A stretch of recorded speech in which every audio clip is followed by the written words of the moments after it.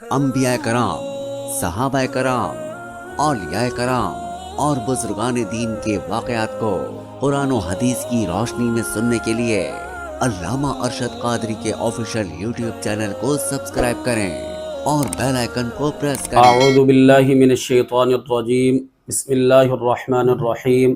السلام علیکم ورحمۃ اللہ وبرکاتہ۔ امید کرتا ہوں تمام دوست احباب خیر و عافیت کے ساتھ ہوں گے۔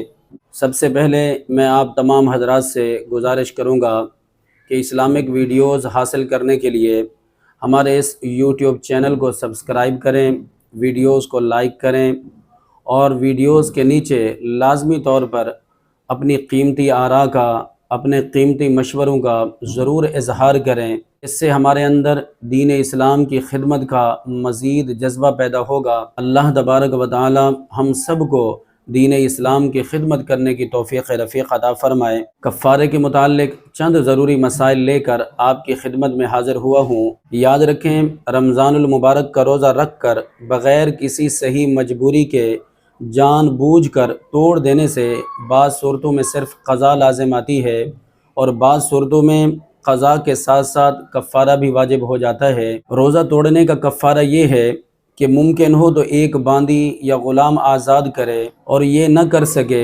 مثلاً اس کے پاس نہ لونڈی نہ غلام ہے، نہ اتنا مال اس کے پاس ہے کہ لونڈی یا غلام خرید سکے، یا مال تو ہے مگر غلام میسر نہیں، جیسا کہ آج کل لونڈی غلام نہیں ملتے، تو اب لگاتار 60 روزے رکھے۔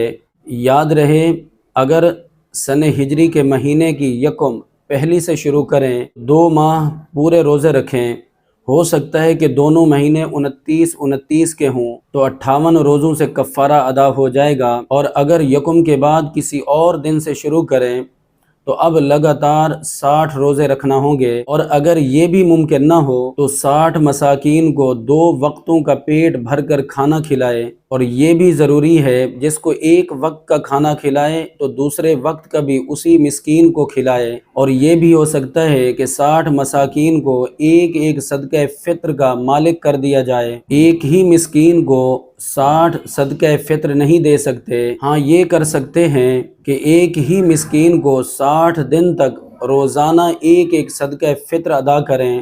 روزوں کی صورت میں دوران کفارہ اگر ایک روزہ بھی چھوٹ گیا تو پھر نئے سرے سے 60 روزے رکھنا ہوں گے، پہلے والے شامل حساب نہیں ہوں گے۔ اگرچہ 59 روزے رکھ چکا ہو، چاہے بیماری وغیرہ یا کسی بھی عذر کی وجہ سے چھوٹا ہو، اگر عورت نے رمضان المبارک کا روزہ توڑ دیا اور کفارے میں روزے رکھ رہی تھی اور حیض آ گیا تو سرے سے رکھنے کا حکم نہیں، بلکہ جتنے باقی ہیں ان کا رکھنا باقی ہے۔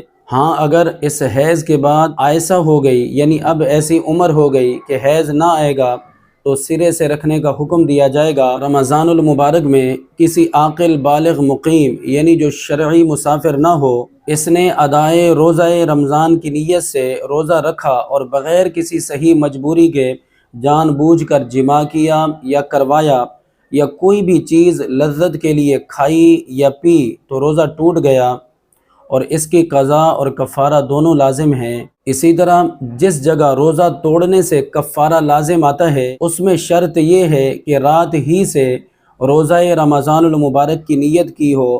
اگر دن میں نیت کی اور توڑ دیا تو اب کفارہ لازم نہیں ہوگا، صرف قضا ہوگی۔ اگر 2 روزے توڑے تو اب 2 روزوں کے 2 کفارے ادا کرے گا، اگرچہ پہلے روزے کا ابھی تک اس نے کفارہ ادا نہیں کیا تھا۔ اور اس میں یہ بھی ضروری ہے کہ یہ دونوں روزے 2 رمضان المبارک کے ہوں، اور اگر دونوں روزے ایک ہی رمضان المبارک کے ہوں اور ابھی تک پہلے روزے کا کفارہ ادا نہیں کیا تو اب ایک ہی کفارہ دونوں روزوں کے لیے کافی ہو جائے گا۔ تو یہ کفارے کے متعلق چند ضروری مسائل تھے۔ دعا کرتے ہیں کہ رب ذوالجلال ہمیں اس ماہ صیام کا ادب و احترام عطا فرمائے، آمین بجاہ النبی الامین۔